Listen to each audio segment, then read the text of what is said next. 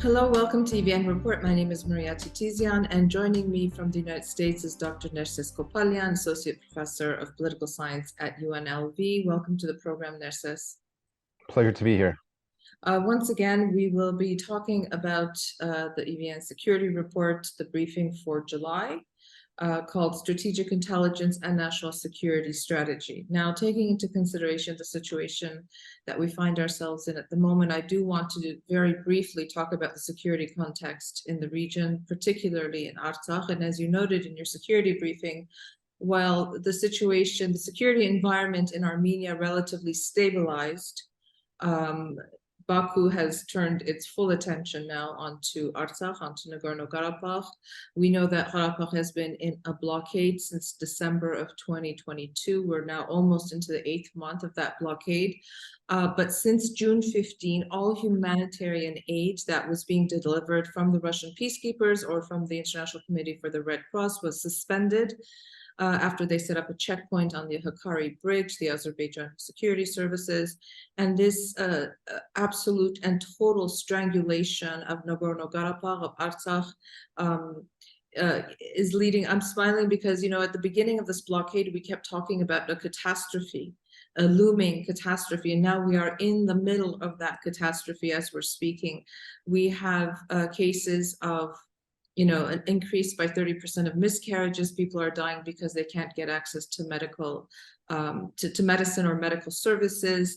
People are fainting while they're waiting for bread. There's absolutely no transportation in the Republic. And it is a very, very acute and critical situation at the moment. So it's basically unfolding before our eyes. And just a few days ago, Luis Moreno Ocampo, a founding ICC prosecutor, gave his opinion on the situation, and he did say that it has the attributes of genocide. And I think this has further intensified the despair that many Armenians are feeling about the situation. And despite the international calls, Nerses, right? Many power centers around the world, capitals, governments, MEPs, international organizations, the UN, have all called for the unilateral unblocking of the corridor. And yet Baku continues, and it seems to have clamped down even further. So just basically, if you could provide a basic overview of why this is happening, in your opinion, and then we can move on to this notion that you're talking about called strategic intelligence, and why Armenia needs to adopt this for its national security strategy. Indeed, Maria. What you have is a situation that's not simply revolving around hard security as we traditionally understand it, but there's an issue of both human security and food security. And there are concerns that now you might have displaced persons, a refugee crisis, by virtue of what Azerbaijan's ultimate objective at this point is to basically create an environment that is not conducive for the Armenian population to be able to live in Artsakh. Therefore, they will leave on their terms, and this will create a lot of internal displaced persons in Armenia, which in of itself is another form of a security crisis as well.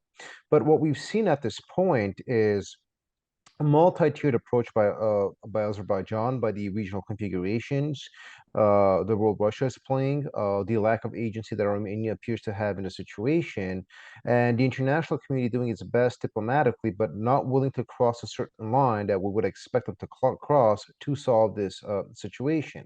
Baku's objective has become very, very straightforward. We know that they are attempting to create a situation where they're utilizing the notion of territorial integrity to justify their behavior. Their argument is that this territory falls within our international recognized jurisdiction, therefore we could do whatever we want. Of course, that is the incoherent argument, doesn't work anywhere and no one is buying it. So in that context, Baku has lost the narrative. But losing the narrative in of itself doesn't lead to direct action. And this is the issue that we're talking about.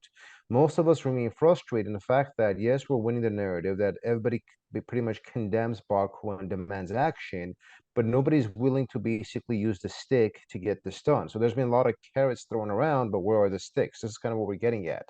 And when will the international community or the proverbial collective West start using that stick? And so this is the conversation that we're having.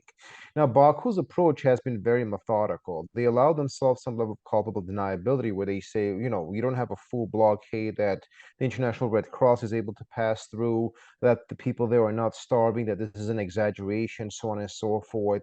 So they're trying to play basically a two-tiered game. One, they try to justify the blockade as an extension of quote-unquote territorial integrity, but at the other hand, they claim there is no blockade. So there's an obvious contradiction here, and they play both sides attempting to advance an argument. It's not working. What we've also seen is that Russia has been unwilling to play an important role to mitigate the situation, or at least to open the launching corridor, which falls within its purview per the November 9 statement. And so, in this context, you have the actor that has the most agency to address the problem, and they're not doing it. And when we talk to a lot of international actors, their kind of argument is that, well, Russia has boots on the ground. So if they're not going to be able to solve the problem, what do you expect us to do in that context? You know, Russia, for example, is able to airlift all kinds of aid or equipment and material to their peacekeepers, but why aren't they able to do the same for the Artsakh population? So these conversations clearly suggest that this isn't simply a humanitarian crisis, that this is also a political crisis, and there's a power play where 120,000 people are being held hostage by the Russo-Azerbaijani axis, and Armenia is basically being set up to fall between a rock and a hard place. And so, you know, the concern here is that what can Yerevan do? Well, Yerevan has used every diplomatic lever capacity to engage the subject matter, minus using force, which right now it doesn't have the capacity to do. Any other conversation becomes intellectually dishonest. The second, of course, issue that I want to address here is that from a political perspective, you know, what are the objectives of this? Clearly, Azerbaijan's objective is to create such a situation that either the entire Artsakh population capitulates and basically engage in this quote unquote integration, which is an absurd concept. And Russia's objective is to utilize the situation in Nagorno-Karabakh to create domestic instability in Armenia, because there's a lot of concern from Armenians in the entire Armenian nation at that, the diaspora included, as to how is this going to proceed. So what you have is the Republic of Armenia having very little control over the process, but having to bear the burden. And Russia and Azerbaijan are playing this very, very cleverly. And at this point, the international community, while providing all kinds of verbal support, diplomatic support, has not been able to cross that line and basically demand Azerbaijan to open the corridor and have these demands backed up by some force, whether it's sanctions or threat of sanctions. Right. Well, a lot of things to discuss this month. I do want to return to the Russo-Azerbaijani axis, but let's a couple of things I did forget, and I think that are very important to mention. The International Court of Justice, the binding decision of the ICJ for Baku to lift the blockade. We have the ECHR decision. Last month, we also saw the arrest, the abduction. Let me be very clear, the abduction and then later arrest of an Armenian resident of Nagorno-Karabakh while he was under the care of the ICRC being transported to Armenia for medical care. We had another incident when another man was abducted by Azerbaijani security forces after he had accidentally crossed into what is now Azerbaijani territory. So these things are very important to put the whole picture sort of into its proper framing. Now, coming back to Yerevan's abilities and the Russo-Azerbaijani axis. Now, Yerevan and many international players, let's call it that, have suggested a two-track negotiation process, right? Yerevan, Baku, and then Stepanakert, Baku. This is something that they've been pushing to give more agency to Stepanakert, and Prime Minister Nikol Pashinyan has said many times that the people of Artsakh have to decide for themselves what they want. Russia and Azerbaijan have been obstructing this process. And we saw the latest round that was supposed to take place, Azerbaijan pulled back. So now in this sort of context, in your briefing, you said that the security situation in Nagorno-Karabakh and Artsakh will destabilize the security environment in Armenia as well. And so while Yerevan continues to rely on these international instruments, diplomacy, shaping the narrative and all of this, you know, about the vulnerability, now potential genocide of the Armenian people. What are the reasons why certain actors in the global community are refusing to use that stick when Yerevan has been doing everything in its power, let's say, or hope or assume to do that? I understand the difficulties for Congress and Senate to pass legislation for sanctions, but the European Union, that is notoriously very slow in its bureaucratic maneuverings, was able to get all of the member states on board to bring in an EU mission. What is the problem with, let's say, the United States in this case, moving forward? That's an excellent question, Maria. So we understand that the Russo-Azerbaijani axis, while they're working together, have two different objectives. Azerbaijan's objective is to have victor's peace and basically secure whatever they want in Artsakh and Nagorno-Karabakh on their terms, and then from that point on impose their own terms on Armenia. So you have the two-track process where Azerbaijan tries to dominate the Armenia Azerbaijan track, while the Stepanakert Baku track, they basically have paid lip service to it, but at the end of the day, their argument is there really is no track. I'm going to do this on my terms because it's within my quote-unquote territory. And so the obstructionism there is quite clear.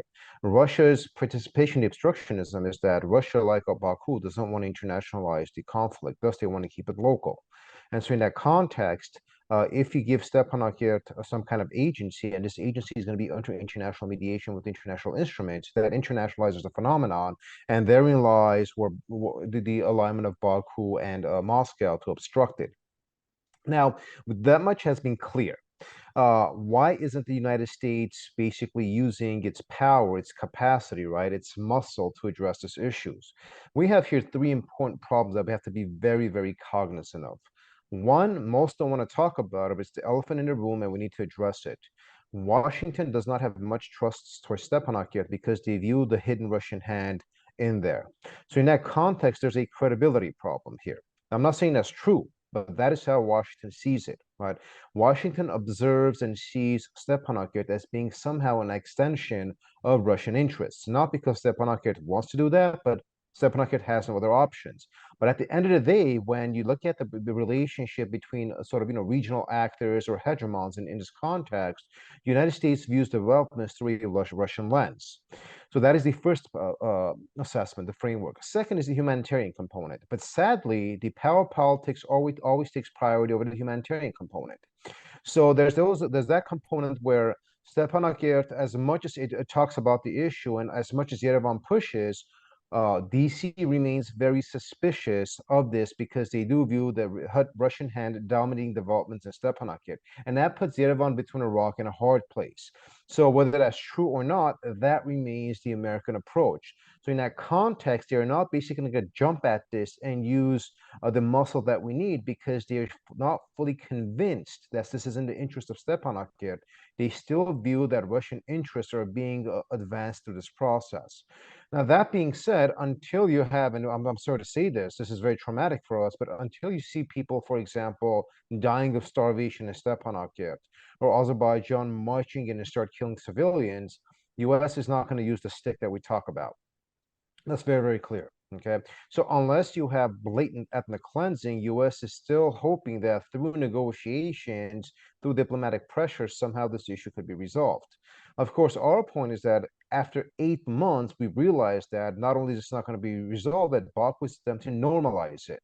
And normalization is very, very problematic because once you normalize it and you make it a subject of negotiations, that basically, if the negotiations fail, Baku can fall back to its position and say, well, this is the situation. We've normalized it. What do you want us to do?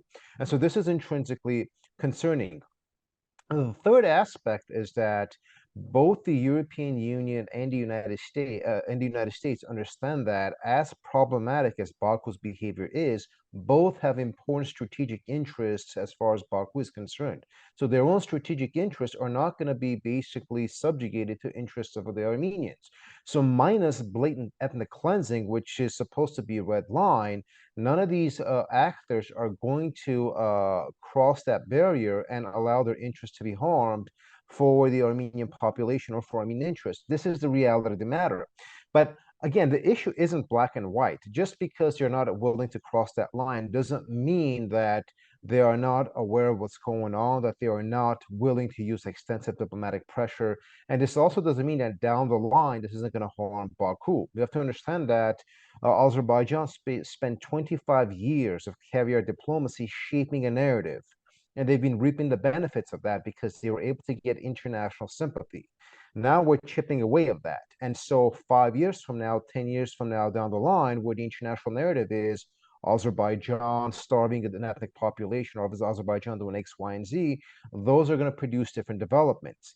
And so there's a sort of a multi-layered long-term perspective here that we have to understand. But, as far as the other one is concerned, indeed, they are attempting to do everything they can. The recent convoy that we saw that was sent to the Lachin corridor, to the border, right? That was another attempt to at least wake up the international community or get something done. But as we said, minus the use of force, which in reality is what Azerbaijan wants. That's the trap they're trying to set up for us. Minus falling into that trap and making things worse, the problem at hand seems to be very, very concerning. And our options, again, have to rely on not only putting extensive pressure on the international community, but also shaping a narrative that this is no longer about Armenia and Azerbaijan. This is about Azerbaijan attempting to ethnically cleanse and commit some form of genocide against the Armenian population. This is why the Ocampo report that came out yesterday remains so crucial in this narrative, in this argument. Yeah, we've been told over and over again by people in Brussels and Washington that this Azerbaijani narrative is so entrenched within the corridors of their own institutions. And while Azerbaijan was engaging in this kind of caviar diplomacy, people in Azerbaijan were not being starved. So at this point, time is absolutely of the essence. And while we are seeing this news get some traction, at least in the international media, and with these international calls, I fear that without actual intervention, we will be seeing people dying of malnourishment, of starvation. And we are, our excuse me, Artsakh's Ministry of Health released some statistics that are very, very alarming. People dying of stroke, heart attacks, and other kinds of circulatory system diseases because of a lack of medicine and medical attention. We could go on about this, obviously, but I do want to talk about this concept that you wrote about in the July briefing called strategic intelligence, which is qualified as the intelligence needed to create and implement strategy. So for your national security strategy, how is this different from ordinary intelligence?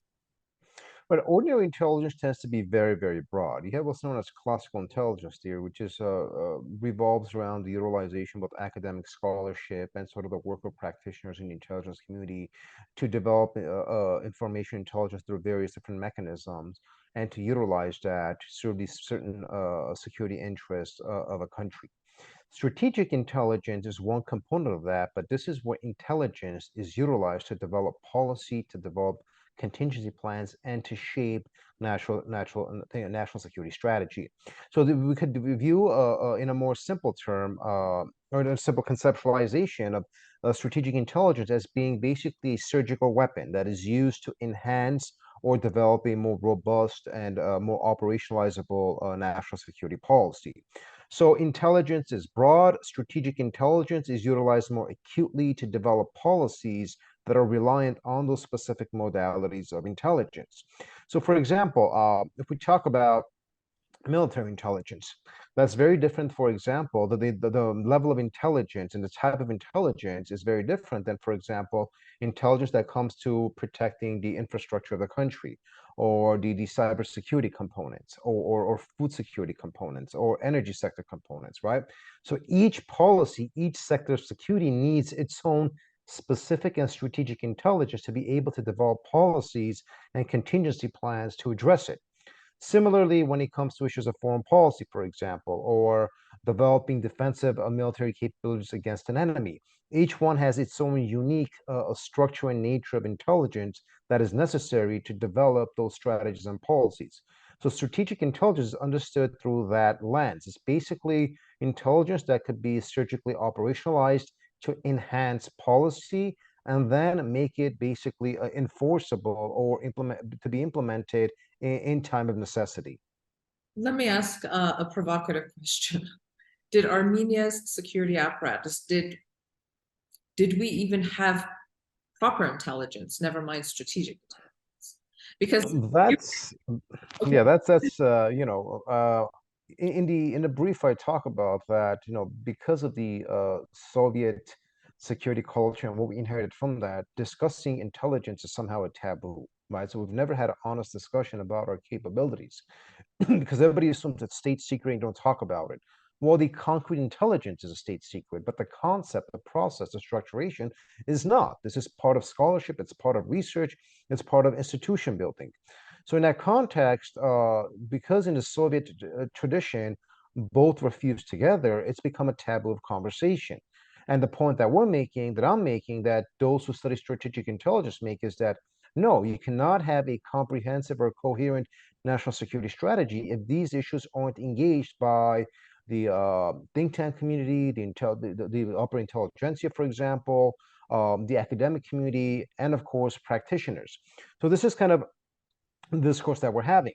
Now, because we haven't had this discourse in Armenia, the question that you pose, right, is something that interests everybody. Did we have intelligence? What do our intelligence capabilities look like? Have they been functional at all? And you know, contextual, and I discussed in the report, we have not had a very coherent or well-developed intelligence structures in Armenia, and that's by virtue of two important factors. One, we've always relied on Russia for security deterrence and some level of intelligence. And two, you need to have some kind of indigenous capabilities or a school of espionage to produce that. We haven't. Whatever we have has been some level of training in Russia. So in this context, this dependency structure has delimited and denied our capacity to develop intelligence capabilities. And this has been more than evident that we've seen, you know, in the last 10 years, where we have had almost zero knowledge of what Azerbaijan is doing, what their operations are, what their capabilities have. We've been able to presume things, but we've never had concrete intelligence. Now, on top of that, we've had no strategic intelligence. So in Armenia, policy and strategy has been based on the information that we have in front of us, which is very limited, and then to a large extent, attempting to be projective or assumptive, presumptive of what Azerbaijan might do. That is not an efficient way of developing strategy or policy. This is why we've always been one or two steps behind and always trying to play catch up by virtue of the fact that one, we haven't had sufficient intelligence capabilities, and two, we've never used strategic intelligence to enhance our capabilities. You talk about a couple of things that just things that I've pulled out from your briefing, that in Armenia security apparatus, intelligence was viewed as tactical and tangential as opposed to being strategic or surgical. So the tactical was conflated with the strategic, right? Absolutely. And so so yeah, go ahead. Oh, I have lots of notes, so Oh, no, yeah, the point I was basically making is, so intelligence, for example, has been used at the tactical level. For example, let's say military intelligence gets some information on Azerbaijani arms movements, right, or repositioning of artillery or whatever. That intelligence is basically used at the tactical level where our frontline soldiers are made aware of it and they can adjust accordingly. That's it. So that hasn't been systematized, for example, where over a 2 or 3 year period, we observe these movements, we patternize them, we quantify them, and then we develop projective modeling to shape policies. So we have a healthy understanding of what Azerbaijan is doing.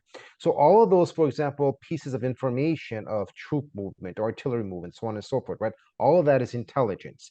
That intelligence has not been used strategically to help develop policies. Those have mostly been used at the tactical level to address an immediate issue, and then they're basically forgotten about or not incorporated into the process because you don't have a process where strategic intelligence can be used to develop concrete strategy. This is kind of the point that we're getting at. Right. So you're what you're saying is you take it from an abstract theory, let's say, and make it more concrete, more operational, right?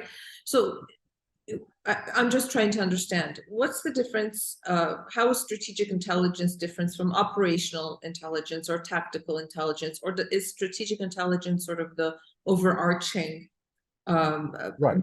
mode of operations here? Right. So tactical intelligence or operational intelligence can make up different components of strategic intelligence. Intelligence becomes strategic when it's used to develop policy or strategy. Okay, so that's much broader, right? Typically, you can look at top, bottom, or bottom up. So top, bottom would be from the abstract level to the operationalization level. And then the bottom up would be from the tactical and operational level to the strategy or policy level. So in Armenia, we've always basically been stuck at the bottom level, right? We've had some tactical operational intelligence, but it's been used at the bottom level. It's never made its way to the strategy level or the doctrinal level or the broader security strategy level. And so it hasn't been used strategically to develop policies. This is the point that's being made. Also, because you don't have this systemic way of thinking, the body of intelligence that is gathered at the ground level in the front lines or whatever the case might be, that has not been correctly systematized to affect security policy making. And so this is the difference between having intelligence and quickly using it at the tactical operational level, while the other part is using all that intelligence to eventually develop robust policies. Okay, so let's talk about Armenia. When I say Armenia, I'm also including Artsakh here, but Baku, aside from having hard power asymmetry, there was also big disparities in intelligence capacity. So this created problems in instances of concentrated surprises. And we saw this, right, in 2016 with the 4-day war, obviously in 2020 during the 44-day war, perhaps I can even argue in the September 2022 incursion into Armenia proper. Absolutely. Can you elaborate on this? Because you also talk about the fact that we didn't have human intelligence as well.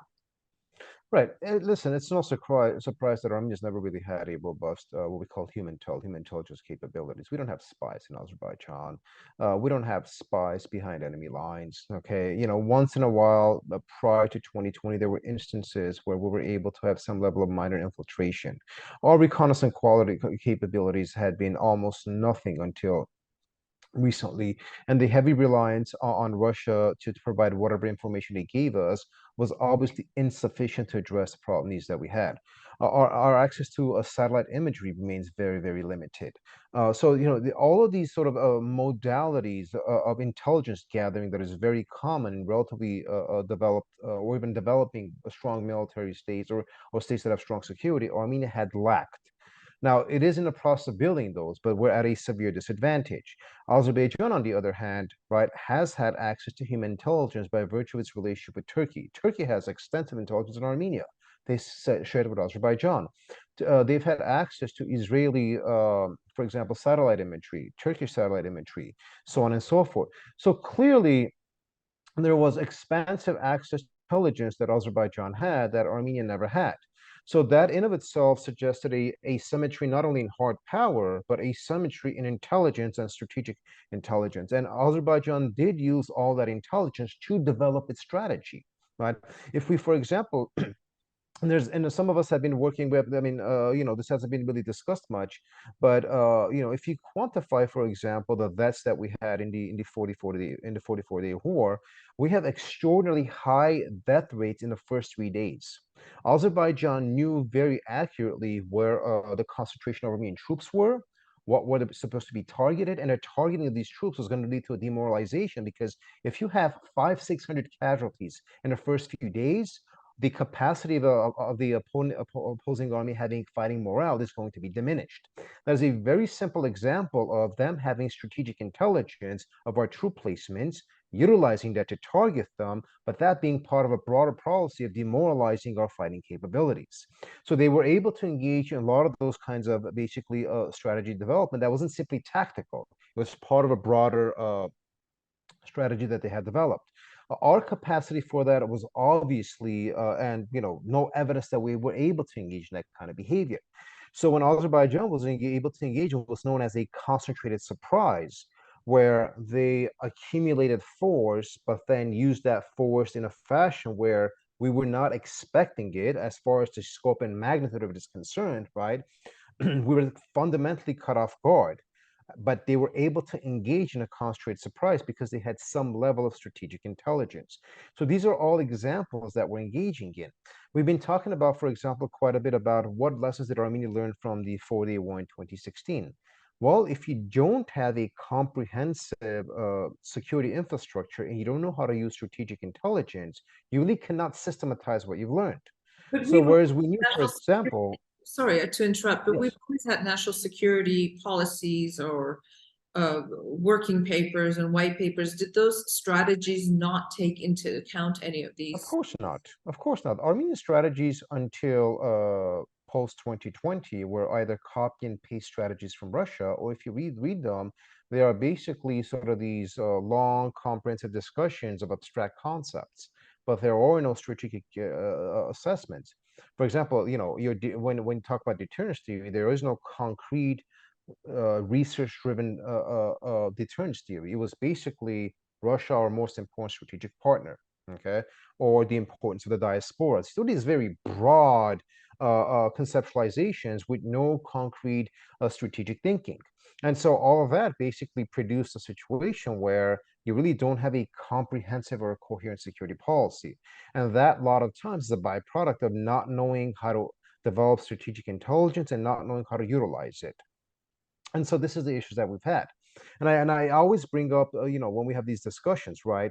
We had extensive failures in the 4-day war. That's that's a secret. It's not even open. It's not a secret. It's basically open subject of open conversation, right? But when we look at the 4-day war in 2016, and we're purely depoliticizing this. This is basically through a lens of security studies and military science, right? We knew, for example, that Azerbaijan in the 4-day war had tilted to the utilization of drones as a mechanism of aerial dominance, right? So our approach was every time Azerbaijan would use drones, right, to warn, for example, the local platoons of this and hope that those could be shot down. So intelligence was used purely at the tactical level. Mm. We did not develop a comprehensive security strategy of how is Armenia going to address Azerbaijan's drone superiority. So in 2016, we knew they had superiority, but we were not able to incorporate this into our deterrence or defense strategy. So a very simple example that we have intelligence, we have some information, but its utilization, integration into a coherent and operationalizable security strategy has never been done. And this is because we've never known how to use strategic intelligence to develop strategy and policy. You know, Nerses, thank you for explaining strategic intelligence for our audience and for us. I would really encourage our readers. We have a whole section called EVN Security Report. We've been doing this since September 2022. At the time, we hoped we wouldn't have to keep doing it for a very long time, but it seems that we will continue with these briefings. So I would encourage you to go and read and become familiar with many of the concepts that are being introduced. I want to thank you for taking the time to talk to us, Nerses, as always, and we look forward to the next briefing. And I don't know where we'll be in a month from now, but hopefully with some better news. So thank you, Maria. thank you.